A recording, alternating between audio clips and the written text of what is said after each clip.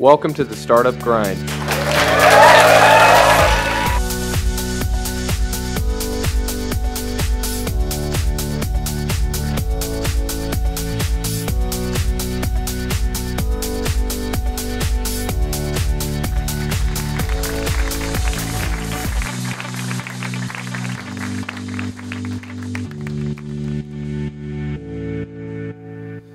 Gil, how long are you in Israel?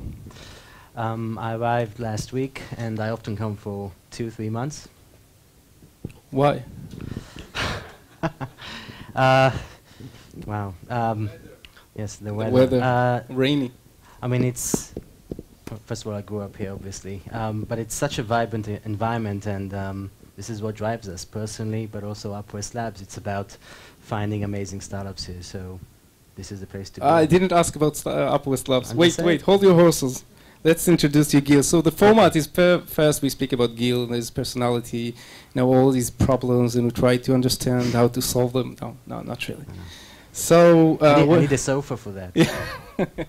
Next time. So where did you grow up? So I grew up in Kfar Saba, originally born in Beersheba actually, but I grew up in Kfar Saba, and then at the age of 9 spent 7 years in London. That's it. You finished grow at the age of 9.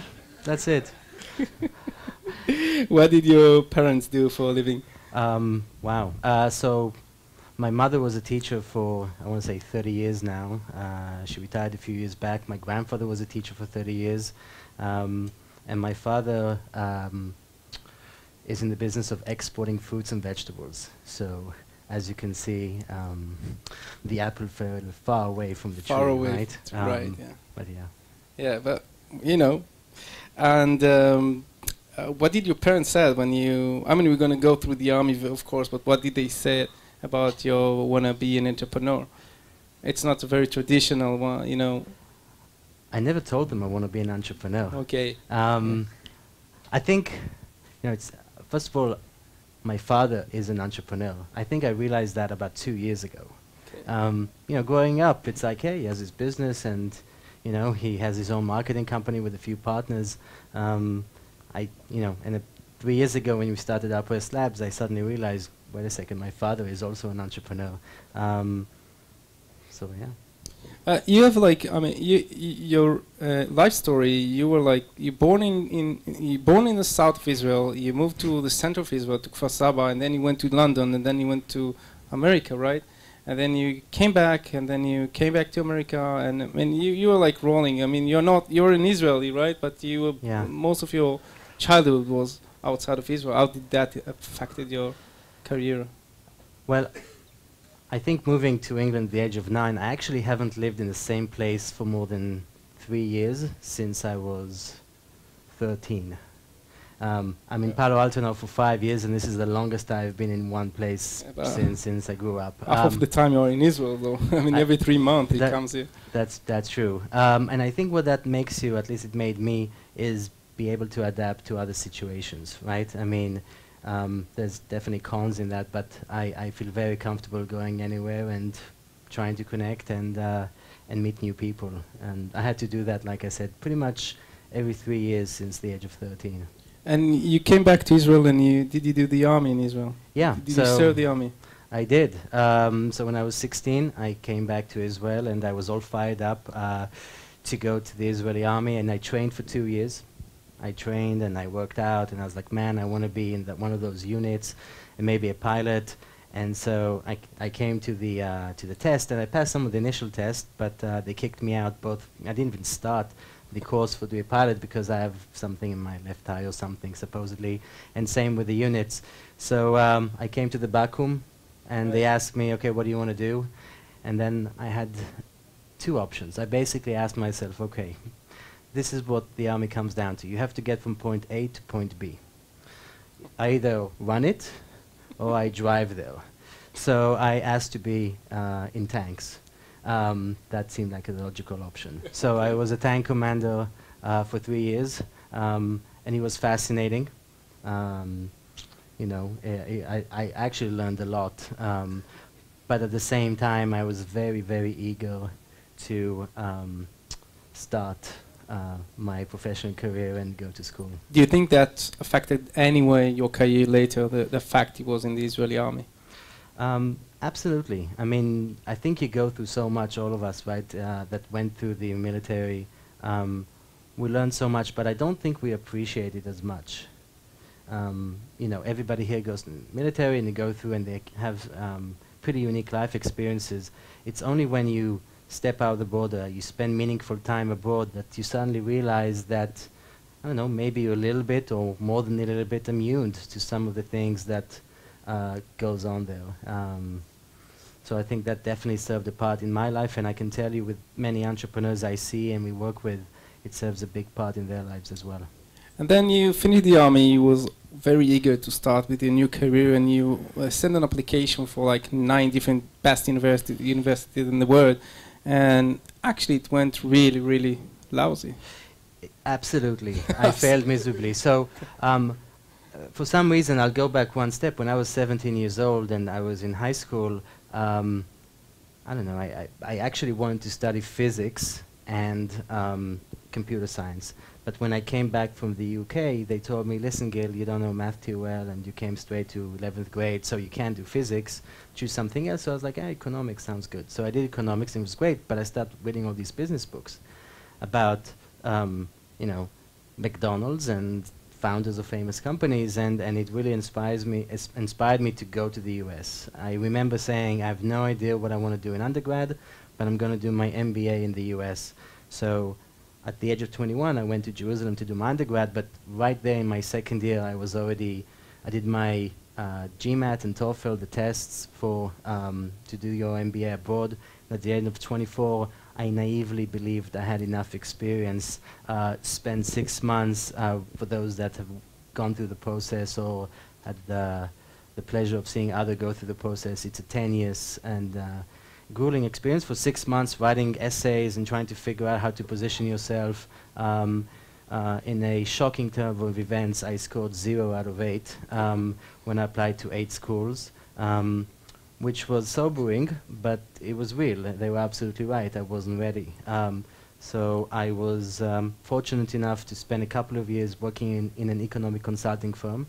That was already in New York, right? No, that was right after undergrad. It was here in Israel, okay. At the age of 24, and I went there for 2 years. And in my second year there, I did it all over again, from scratch. All the essays, all the recommendation letters, and spent 5 months again on that. That was another great experience, and my first maybe real. The first time I sort of began to understand sort of how to market yourself in the US and the importance of that. It doesn't, and still doesn't, come naturally. So I did that. This time I was fortunate to get to a few schools and ended up going to Wharton in Philadelphia. To Wharton? Yeah. Right. And what's your best experience from Wharton University? Wow. So many amazing experiences, but I remember the first day. The first day I landed in Philadelphia. It was July 16th, 2000, and it was summer, and it rained, and it rained, and it rained, and I was like, wait a second, summer, it's summer, what's going on here? But the experience was amazing. I had very high expectations, and the school totally surpassed them. I think the one thing that was unique, and I think it's unique in schools there as well, but the way that everybody is involved in the community and in the student life. When I was in Jerusalem, I associate student activities with more political agendas. I guess it was, at least in my days in Jerusalem.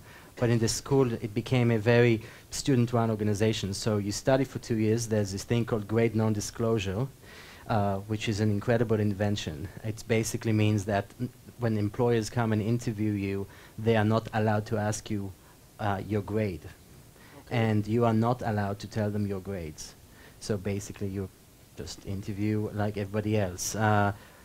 So you put emphasis on school, but it's all in the context, and you spend a lot of time in other stuff. I was, in my first and second year, I just went wild because it was so great. I played for the soccer team. We went around and played in soccer tournaments. To being the athletic director for my class, I helped to set up the Israeli club there. We did a cultural show. There's this thing called the Wharton Follies, which is like a performance that the student puts on stage. I was the sound director. What do I know about that? But it was an amazing experience and a real bonding one. You meet amazing people there that I that keep really in touch helped you to. afterward, right? Absolutely. In my life, I've gone through 2 major job career searches, and the Wharton network is incredible. I would parallel this with sort of, in Israel, it's about the unit, and if you were a pilot, Right. you know other pilots, right? Right. So in the US, that equivalent, that network is either undergrad or graduate school, and specifically business schools, that's a major purpose and a main benefit. And you also told us that you are very keen on sports, Yes. and you had like a very interesting role in the soccer team of Wharton, Yes. and that was. And that was. I mean, there was so good, so many like probably Brazilian people from Brazil and from I don't know, very talented soccer players. That's right. So my soccer career began at the age of 10 in a really amazing team called Hapoel Kfar Saba. For those that know it, I was in the kids. That didn't last long because I wasn't any good. But I decided to rekindle that in Wharton. And what's interesting is you have 2 camps of soccer players. You have the Americans who are incredible athletes, like they can run till the end of time. And then you have the South Americans that are as talented as hell, and their fitness level varies from one to another. That's the polite way to say it, right? And then you have me, who tries to fit in. I have neither talent nor athleticism, so the only way I could participate is, for those who know soccer, it's called goal hanging. It means staying around the opponent's goal and trying to tuck the ball in when you get it. So my role was to basically try to score goals by being located at the right place at the right time, and I'm happy to say I served a decent role in that. For all my faults, I sort of knew how to guess where the ball would land, and was decently successful in that. Speaking about kicking the ball in, there was like, like Messi just broke a record, right? Leo Messi. What was that record about? Anyone recommend? He broke 2 records. He broke 2. I'm starting the quiz now. Yeah, 2 records. Yeah. What were the records? He is now the all-time leading goal scorer in the Spanish league, and he is the all-time leading scorer in the Champions League. Okay, so you passed that one. And is anyone in the audience want to ask any question about sport? I mean, Gil told me in advance he's like a walking encyclopedia for sport. I didn't say that. No. So we prepared this a short quiz for him. It's very short. Oad, would you like to ask a question? Yeah, well, it's related to what you've been speaking about. Okay. Which team in the NBA Yeah. has the worst balance and is about to break the worst balance ever? The Philadelphia 76ers. Yes, and what's this balance? Currently, I think they're 0-14. Yeah, 15 already. 15. Wow, nice. Sorry. Yeah, David. How many career three-pointers does Shaquille O'Neal have in Wow. Nice. You said we're all together on the playoff? Only playoff? I think it's 1. No? What is it? Okay, so I was close. Yeah, yes, for me it was close enough. Okay, thank you, David. Any one more question, maybe? I mean, this is kind of nice. We can tackle Gil here on the stage. He cannot run. Yeah. Yes, most definitely.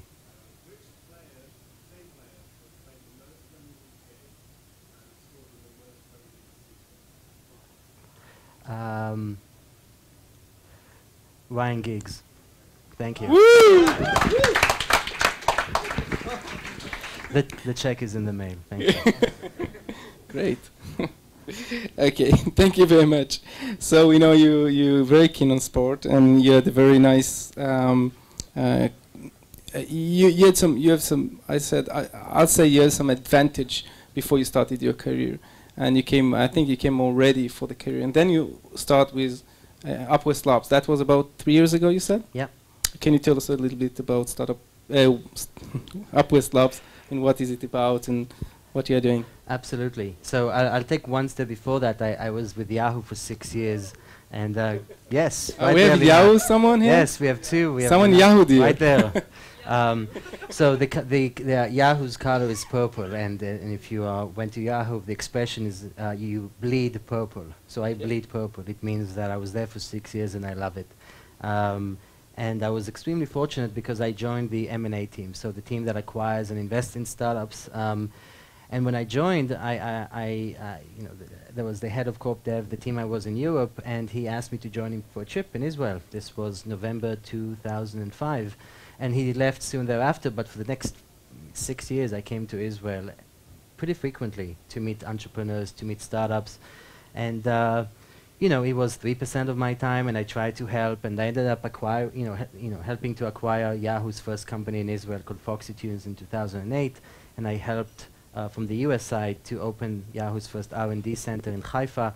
And again, this was like 3% of my role, but it was extremely important to me on a personal level. And what I saw at the time is, and you still see insanely amazing talent here. There's, everybody talks about Startup Nation, but what was missing and what I try to help on a personal level is help entrepreneurs, get access to the US market.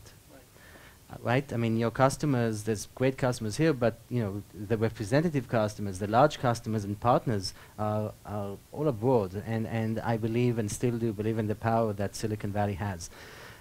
So seeing that and seeing amazing talent here and trying to help them, myself and two other partners try to institutionalize that, try to figure out a way to help lots of Israeli startups access the US market. And we brainstormed what's the best way, and fortunately for us, a model emerged 5-10 years ago around the accelerator model, and we decided to adopt that, and that's what UpWest Labs is.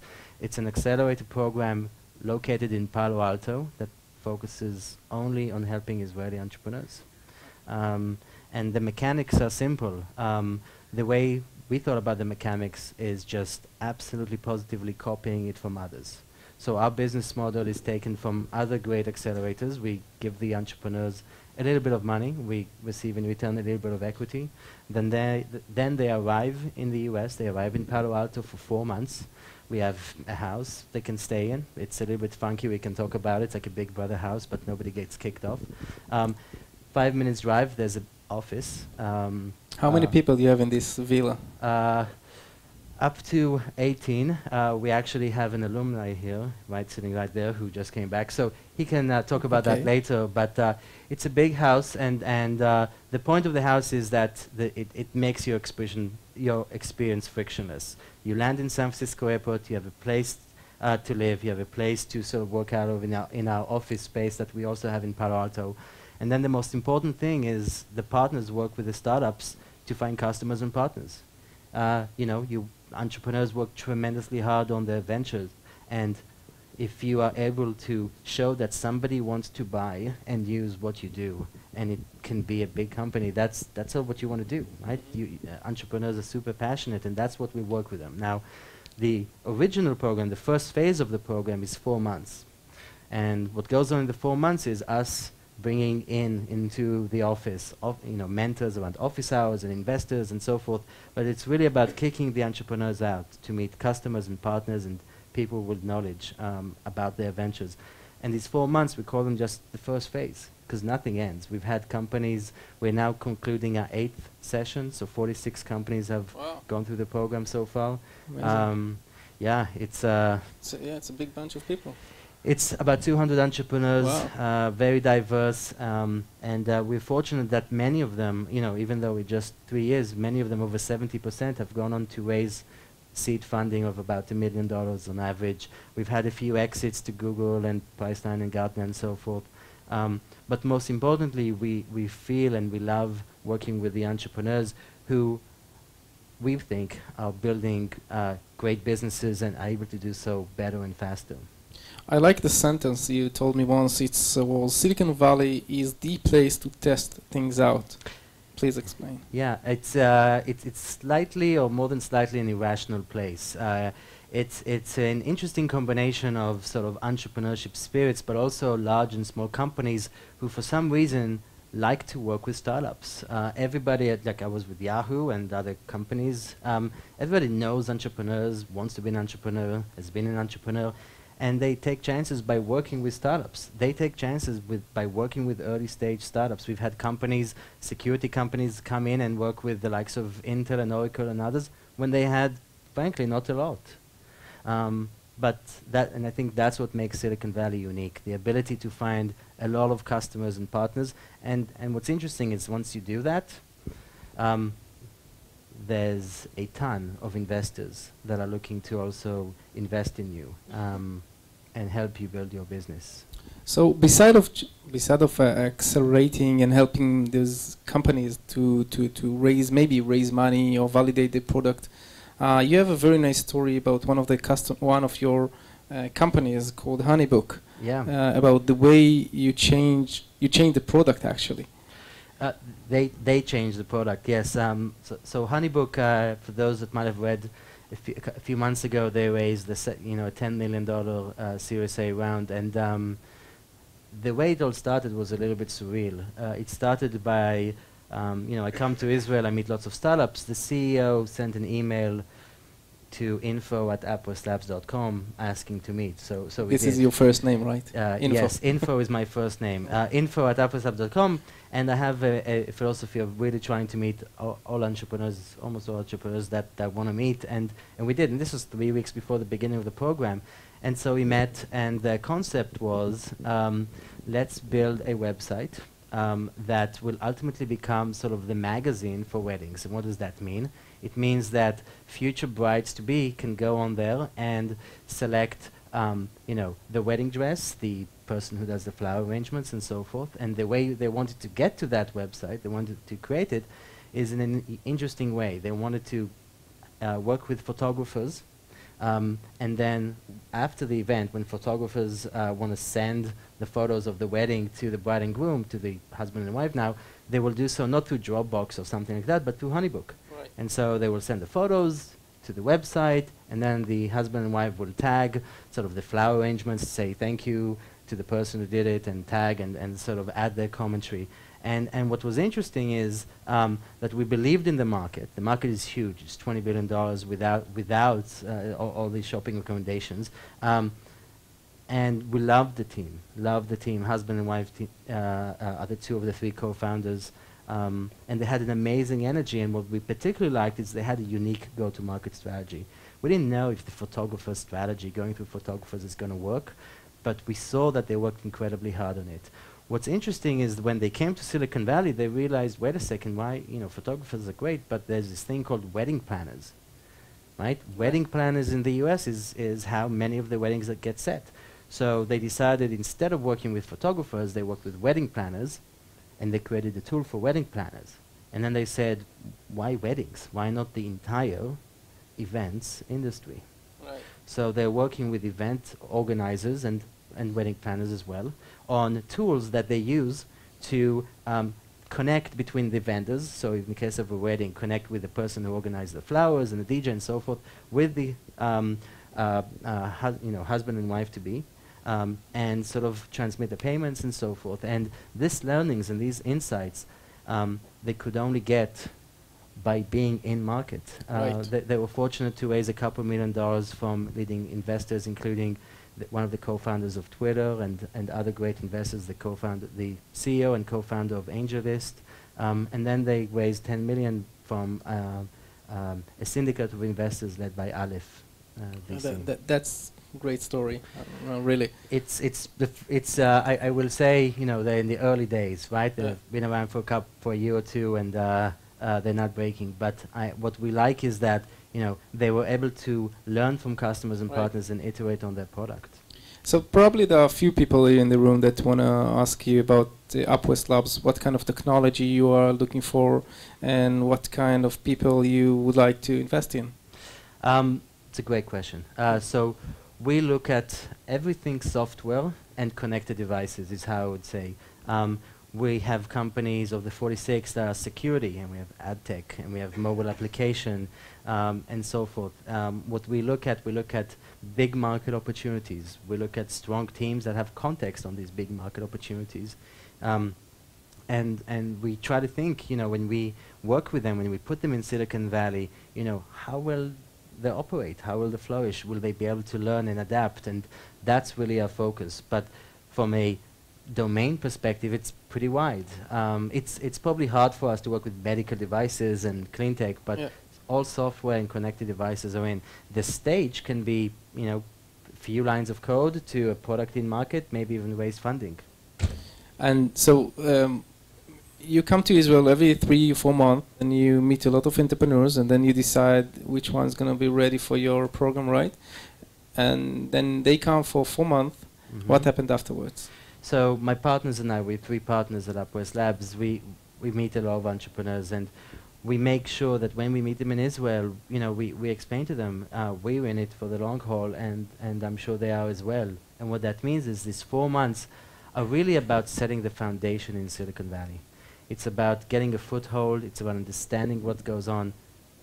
But I think nothing ends after 4 months. The model we believe and encourage is, for lack of a better term, I'll call it the Waze model. What is the Waze model? It means that 90% of your companies in Israel, it's around R&D and development, and 10%, the business side, the marketing and sales, is located in the US. And so that's what we encourage them. And we had startups that are doing very well leveraging that model. So basically what just Gil said is they are very Zionist, you say? Zionist? Yeah, that's a good word. Okay. Because they're going to invest. I mean, it's not just investment, right? But they're going to work with companies, and their suggestion for them is to go back to Israel and start the company here and raise, the R&D center would be in Israel, which is very, very nice, and the sales and maybe the management team will be in the United States, right? Look, as an entrepreneur, you have 3 options. Right. Okay, I'm sort of paraphrasing the CEO of Waze a little bit, but there's 3 options. Option number 1, everybody stays in Israel. It's a great option. Everybody's here. The CEO's here. You get amazing office spaces, amazing vibe. Everybody's connected. The downside of that is that you risk missing the market. You miss not being next to your customers, not being next to your partners. There's probably ways of doing that. I'm not an expert in that, but that's a big risk you're taking, the market passing you by. Option number 2 is everybody go to the US. Yep. The pros is, again, everybody's together. The cons is it will be very, very difficult for you to hire fantastic technical talents. I mean, who do you know, right? Here you call up all your buddies from the 8200 unit or something, and they come and you work together and you know people for years. You don't know anyone there. And for those that think it's hard finding a technical person here, I urge you to talk to some of your friends abroad. It's actually much harder to find technical talent in Silicon Valley. So that's 2 options. The third option, by the way, so the first option, you're far from the market. The second option, you are going to go much slower because you can't hire the right people fast enough. So the third option is what I described, the R&D here, the business sales in the US. Right. The downside of that model is that it's insanity. It's so difficult. I mean, think about it. There's 10-hour time difference if you're on the West Coast, and you need strong leaders on both. How do you make sure that everybody talks to one another, is on the same page? But that is a risk that is in your control. You are controlling that risk. You have to actively do things to connect, your Israel and the U.S. centers. But you control that. The first case, the market passes you by. Right. Yeah. The second, you can't work fast enough. This is a risk that you can control. And you have a very nice example for that with a company called Sentinel Labs. Yeah, that is an interesting company as well. They came to us early last year. They had a basic prototype in the security space. in the 4 months, we were able to work with them and get them pilots in the likes of, I believe it was Intel and Oracle and so forth, and an advisory board, somebody who ran he was a chief security officer at Symantec. They raised $2.5 million as seed, and April of this year they raised another 12. And right now, I believe there are like 40 people here in Israel, Wow. 40 engineers, and Yeah. 5 or 6 folks there. You have the CEO there, the VP marketing, the VP sales, and they're off to the races. And I think that's sort of what we're trying to do. Okay, anyone want to ask some questions about UpWest Labs, please? But you have Or to anything. raise your voice very, please.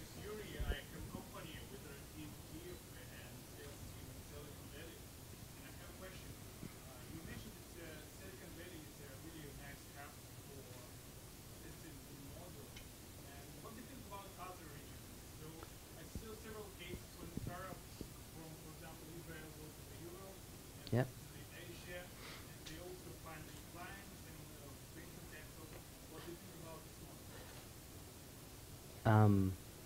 I have no idea.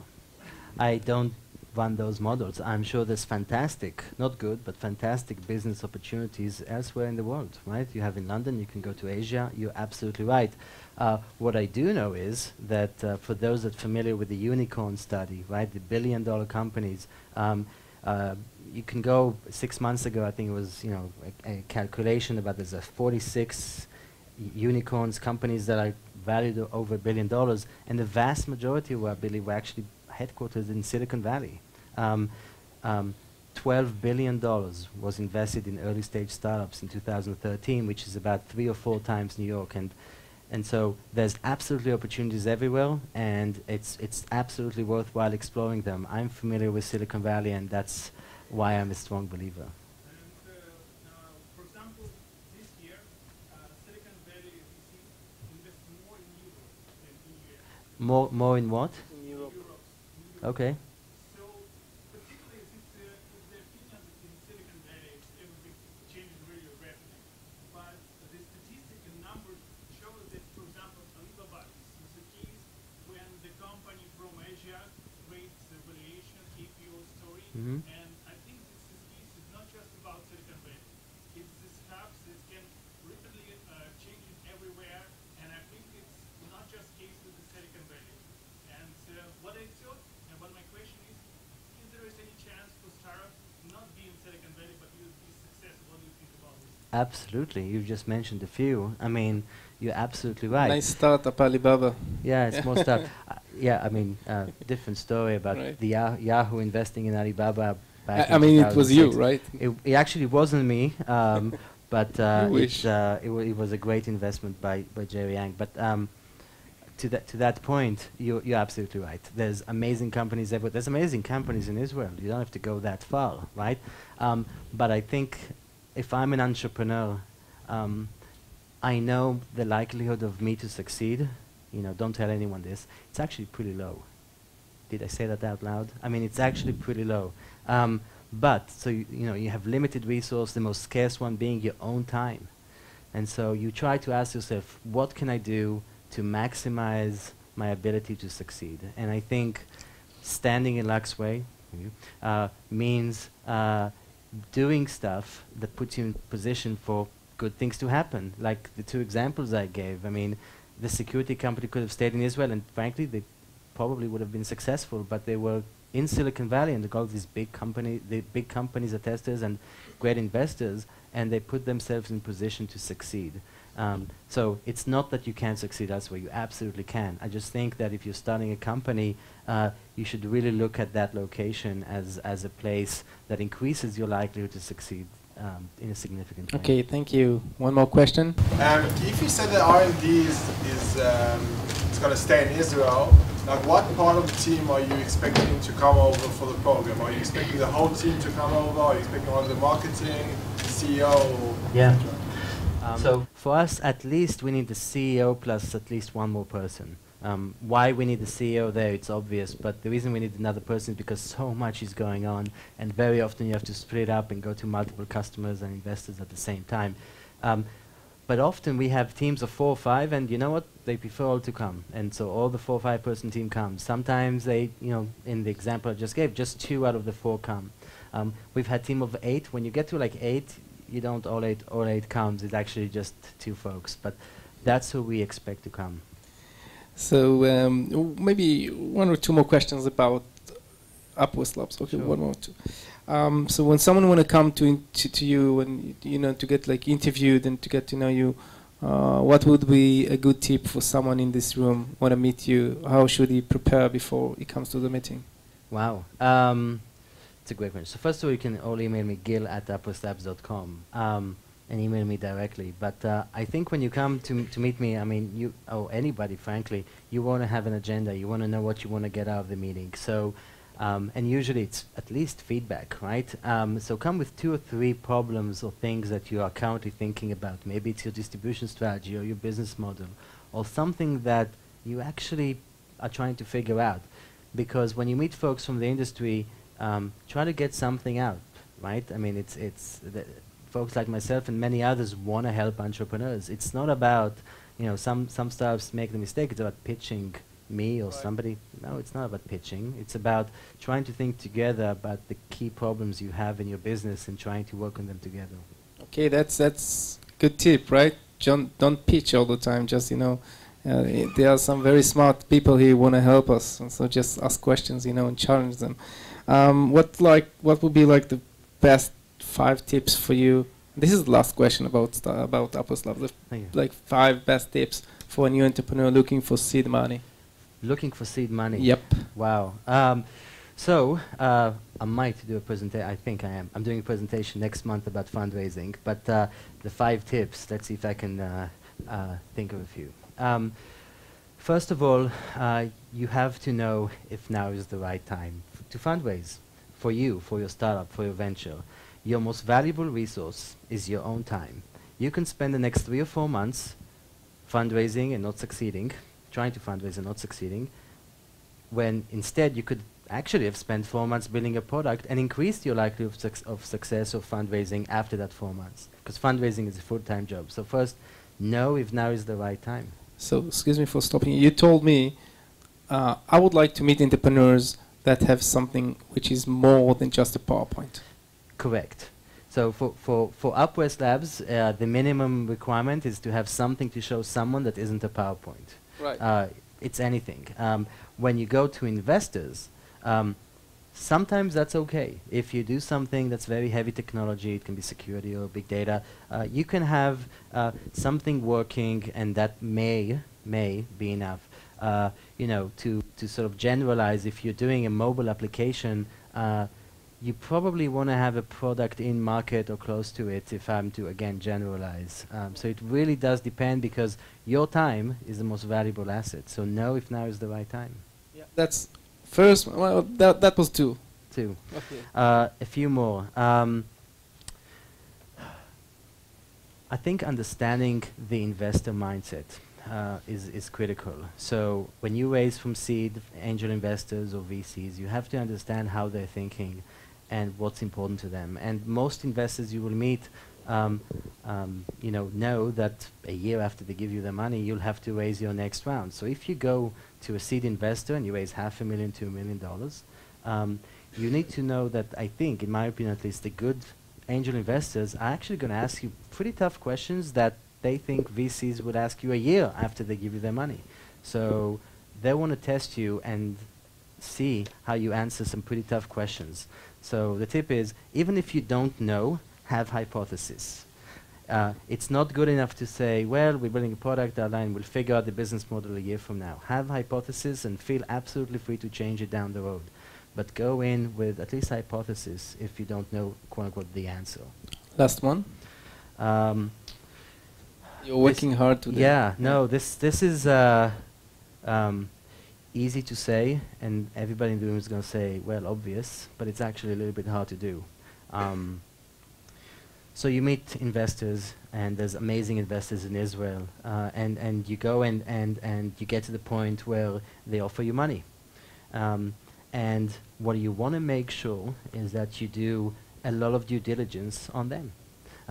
it's not about are they good or bad. That's not. I can promise you, if they have a track record, they're pretty good investors. But what you want to find out is that how are they as sort of investors? Are they very hands-on? Are they very letting you run your own show? So make sure you talk to people that have invested in the past, get their experience, and this can be successful entrepreneurs, or that's okay, startups that didn't work out.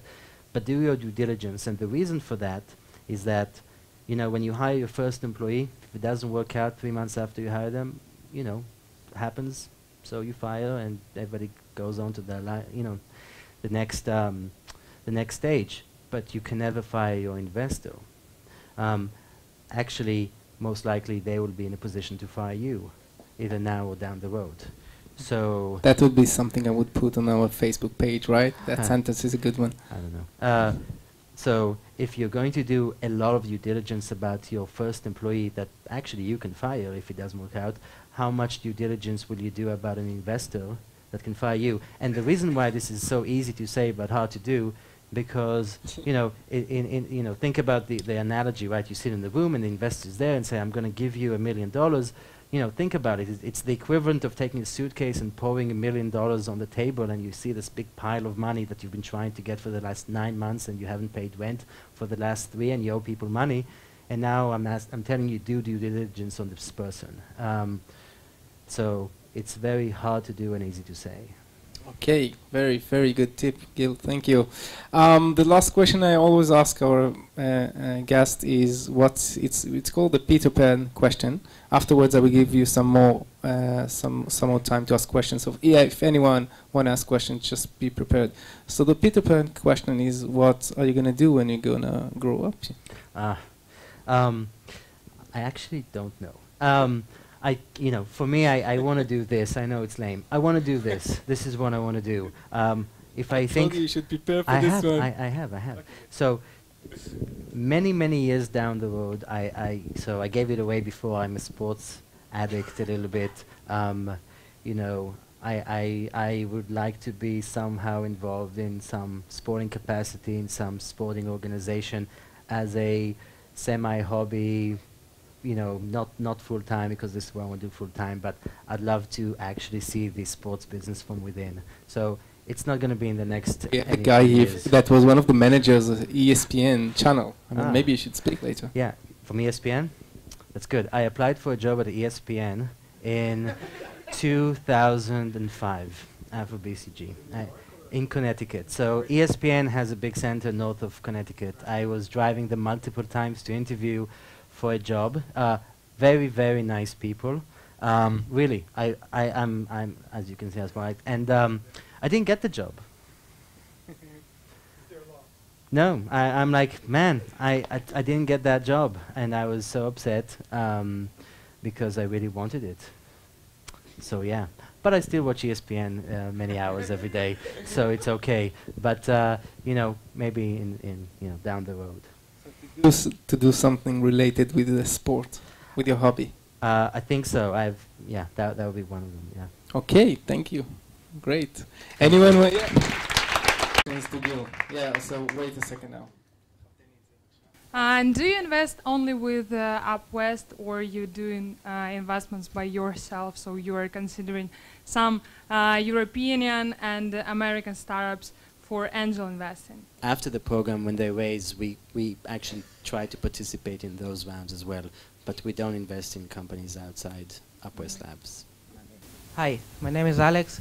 I imagine that if I were to come to UpWest, I would look for people in the United States to help me with sales and marketing. Could you elaborate on your process in the UpWest Labs? How do you help me? And if not in UpWest, how would you suggest me to do that? Yeah. Are you the CEO of the company?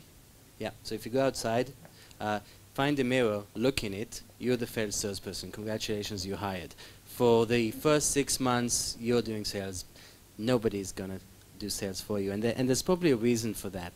And the reason is probably you're not at product market fit, meaning the product is not selling itself. In the early days, right, of your startups, and all those are startups, when they go to a customer, let's say it's a B2B company, they're very likely to hear a no. Now, if you hire VP sales and they're based on commission and you know, they have to get sort of hit a certain threshold to get their bonus, when they hear a no, they're probably going to say, okay, thank you, and they go to the next customer. And then the next customer, because, man, they have to sell. They don't want to come back empty-handed. But if it's you doing the selling and you hear no, I would like to think, and I believe that's probably the case, you can ask why not.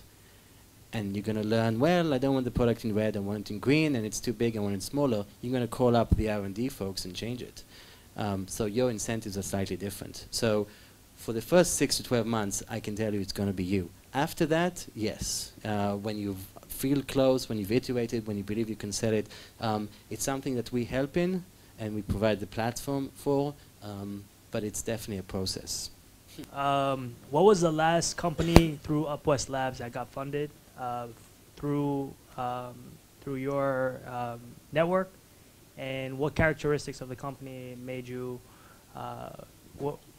made the investor be interested, and where is that company now? Quite a few that have fundraised, but we have yet to announce them. The last one that we've announced was actually yesterday. A company called Mobilize that was part of the class that graduated the first phase in May of this year. They raised $1.2 million from Silicon Valley investors and a couple from Israel. The company is basically the next version, the next evolution of Google Groups. It's meant for, you know, Uber is using it to communicate with their drivers. So it's meant for companies to communicate with resources and volunteers and others and non-employees they have outside the company. So Uber, Google, Peter Thiel Foundation are part of the customers. And so think about it. They came with a basic product that they changed, but these are their customers. Now, if you're an investor and you see these as your customers, that's pretty interesting. And so they're, you know, up and running. Sharon, the CEO, is amazing. She goes back and forth between Israel and Silicon Valley, and now in the business of ramping up the product and sales. First, thank you very much for coming here. Oh, thank you for inviting. I would be, yeah, perfect. I would be interesting to hear about the business model of UpWest Labs. Yes. And maybe what ROI you in. Perfect question. Thank you so much. So more thinking about a business model when ultimately we said, why don't we just copy others? It's too difficult. I mean, we have so much going on. So just copy others. So what does copy others mean? It means we raised a small fund. So no, Rocket does something different. We raised a small fund, right? You had a fund, right? We raised this very, very, very small fund, of which we used to cover operational cost, and we give money to the startups. And like I said before, we get some equity in return. And what that means, very briefly, is that we only succeed when our startups succeed. Sort of interesting, right? I mean, that's why we really have to help them, not just during the 4 months, but after it, and that's how we operate.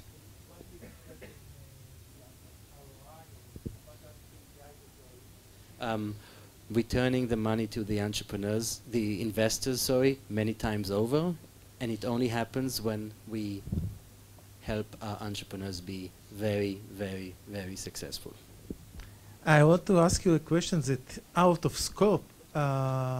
Do you have any problem dealing with the visas that the startup has to get to move to the accelerator in the valley? So that's a great question. So I think ourselves and other accelerators in the US, the way they approach it is, look, the entrepreneurs come for developing their business, just like they would to a conference, and the focus of the programs is driving that business forward. So I gave multiple examples about trying to find customers and so forth. So for that, your B1, B2 visa holds. What they cannot do is work. They can't sort of make money, and they don't. After the 6 months, this is why they go back and forth until such a time where they can get a visa called L1, which is actually very good for the US because they go to the US and open an office and hire Americans. So I think everybody wins. Sorry, we can probably have a discussion offline about immigration laws in general. I went through it all. F1, H1B, multiple times, green card citizenship, mini lawyer. Gil, thank you very, very much. Thank you. It was a pleasure.